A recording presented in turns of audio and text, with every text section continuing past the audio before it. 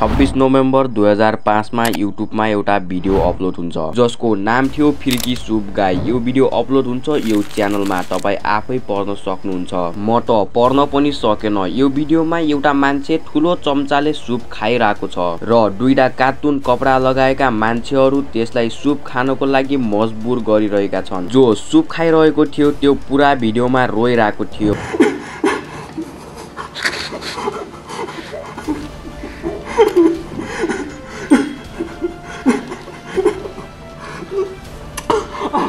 र यो भिडियोको डिस्क्रिप्सनमा हेर्नुभयो भने we don't know what this is भनेर लेखेको छ। अनि यो भिडियोको भ्युज हेर्नुभयो भने 1.4 मिलियन मतलब कि 14 लाख र लाइकको कुरा गरिदियो भने 22,000 पुगेको छ। त्यसपछि फेरि 2006 मा यसको सेकेन्ड पार्ट अपलोड हुन्छ जसको टाइटल थियो सुप टचर। यो भिडियोमा त्यही सुप खाइरहेको मान्छेलाई पछाडि भित्तामा अड्डेर हेरिरहेका थिए र त्यही दुईटाबाट एउटा कार्टुन क्यारेक्टर सुप खाइरहेको मान्छे हुने दुगुर्दै आउँछ र ठुलो चिच्चाको आवाज सँगसँगै भिडियो पनि इन्ड हुन्छ। 2005 में एक video dark web pay upload हुआ था, वो मैं आपको दिखाने वाला हूँ अभी। इसका नाम है ब्लैंक रोड सूप। अभी तक ये वीडियो किसने अपलोड किया कुछ नहीं पता। This is the disturbing truth behind the Blank Man Soup video. यो भिडियो कति वर्षसम्म अननोन थियो किनकि सबैले सोचिरहेका थिए कि यो भिडियो कुनै प्रैंक भिडियो हो या कुनै प्रोजेक्टको लागि बनाएको हो भनेर कसैले पनि शेयर गरेनन्। र पछि गएर 29 जनवरी 2014 मा यो भिडियो मेन्टेनेन्स टनल भन्ने च्यानलमा अपलोड गरियो र त्यो युट्युबरले यो भिडियोको टाइटल दिएका थिए ब्ल्याक रुम सुप एबीआई र यहाँबाट यो स्टोरी पपुलर हुन सुरु भयो। अनि 2015 सम्म यो भिडियोको बारेमा नहुने कुरा अगाडि आउन लाग्यो। केही युट्युबरको भनाइ थियो कि यो सुप त्यसको वाइफको थियो भनेर। ती कार्टुन क्यारेक्टरहरूले यसको वाइफलाई मारे र त्यसकै वाइफको सुप बनाएर यसलाई खान दिइरहेका थिए, त्यसकारण त्यो रोइरहेको थियो। र अर्को छ त्यो उसको लास्ट खाना थियो र यो खाइसकेपछि ती कार्टुन मास्क लगाएका मान्छेहरूले मारिदिए यसलाई। तेस्रोमा छ कि उसको आफ्नै अर्ग्यान सुप बनाएर उसलाई नै खान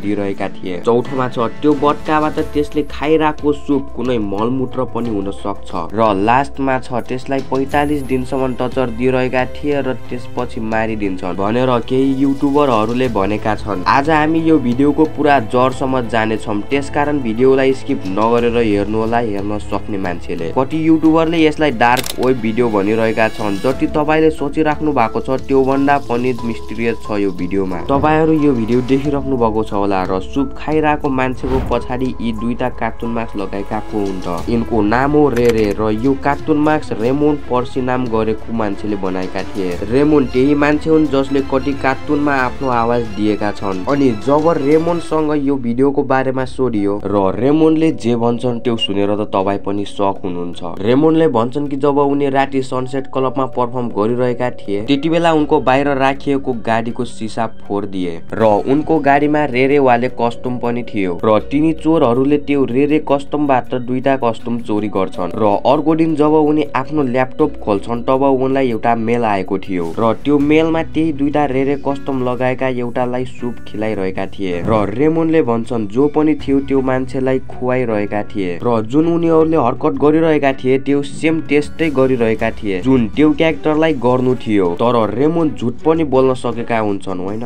ब्ल्याक रुम सुप एउटा मिस्ट्री हो, कतिले यसलाई मजाकमा लिन्छन् र कतिले यसलाई डार्क वेबसँग जोड्छन्। र पछि गएर फेरि एउटा भिडियो अपलोड हुन्छ जसमा त्यही कस्टम घालेको मान्छेले एउटा मान्छेलाई किडन्याप गरेको हुन्छ। जस्तै कि मैले अगाडि नै भनिसकेको छु कि रेमोन एउटा कार्टुनको आवाज निकाल्ने काम गर्थे र उनी क्लबमा परफर्म गरिरहेको बेला गाडीबाट रेरे कस्टम चोरी भएको अनि इमेल आएको र रेमोन हुने भिडियो आएपछि उनले युट्युबमा र भिमियो एकाउन्टमा अपलोड गर्छन् ताकि उनको टिम मेम्बरले पनि देख्न सकोस्। त्यसपछि अरु इमेल र लिंक रेमोनलाई आउन थाल्छ जसमा अरु पनि भिडियो थियो र त्यहीबाट एउटा इमेलमा लिंक मिल्छ जुन युट्युब च्यानलको लिंक थियो र त्यो युट्युब च्यानलमा दोस्रो भिडियो अपलोड गरिएको थियो र दोस्रो भिडियो अडाना नाम गरेको युट्युब च्यानलमा अपलोड हुन्छ जसको बारेमा हामी अगाडि गएर कुरा गर्नेछौँ। अब जन केस गहिराईमा गइरहेको थियो। दुईटा रेरेको कस्टम चोरी हुनु र त्यही कस्टम लगाएर रेमोन जसले त्यो कस्टम बनाएका थिए त्यसलाई मान्छेलाई नै सुप खुवाइरहेको भिडियो इमेल हुनु। 2017 मा इनिग्मा नाम गरेको मान्छेले आफ्नो वेबसाइटमा एउटा ब्लग क्रिएट गरेर अपलोड गर्छ जसमा भनिएको थियो कि सुप गाई मिस्ट्रीको भस्मी लास्टसम्म पुगिसकेको थिए। इनिग्माको रेरे टिभी युट्युब च्यानलसँग कुरा हुन्छ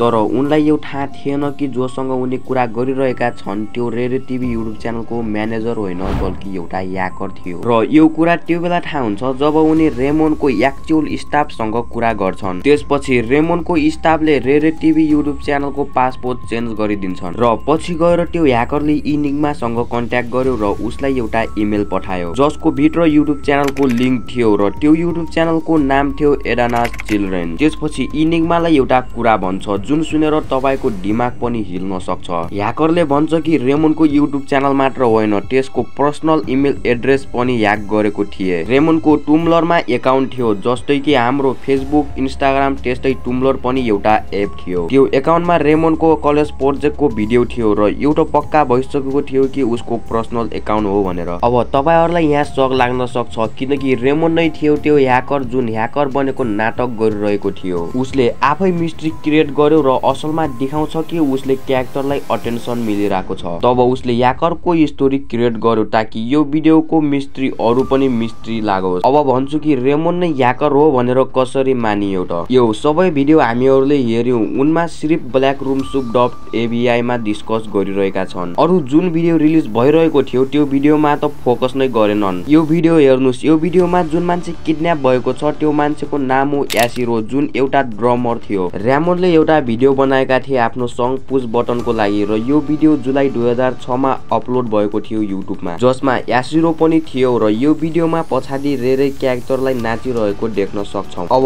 तपाईहरुलाई थाहा भइसकेको होला। यो भिडियोलाई राम्रोसँग हेर्नुस् यो भिडियो त्यही मान्छे हो जुन रेरे क्यारेक्टर किडन्याप गरेर ल्याइरहेको थियो र डोरी पनि सेम छ। यो म्युजिक भिडियो युट्युबमा जुलाई 2006 मा अपलोड भएको थियो र ब्ल्याक रूम सुप यसको ठीक 8 महिना पछि अपलोड गरिएको थियो नोभेम्बर 2005 मा। यानी कि सबैले मिलेर अडियन्स यानी कि जनतालाई चुटिया बनाइरहेका थिए र यो भिडियोमा जसले सुप खाइरहेको छ त्यो रेमोन नै थियो र यो भिडियोमा तपाईहरुले रोएको आवाज सुनिराख्नु भएको छ होला तर यो रोएको आवाज होइन हाँसेको आवाज हो र तपाईहरुले यो रेरे क्यारेक्टरले पनि हाँसेको सुन्न सक्नुहुन्छ। अब साँचो यो हो कि यो भिडियोमा कुनै पनि मर्डर भएको छैन न त यो भिडियो कुनै डार्क वेबको नै हो। साथीहरु तपाईहरु यो भिडियो भन्दा अगाडि ब्ल्याक रूम सुप हेर्नु भएको थियो? यदि हेर्नु भएको थियो भने कमेन्टमा यस लेख्न सक्नुहुन्छ र तपाईहरुलाई यो भिडियो कस्तो लाग्यो? यदि राम्रो लाग्यो भने हाम्रो च्यानल अल इतिहासलाई सब्स्क्राइब गर्न नभुल्नु होला। धन्यवाद।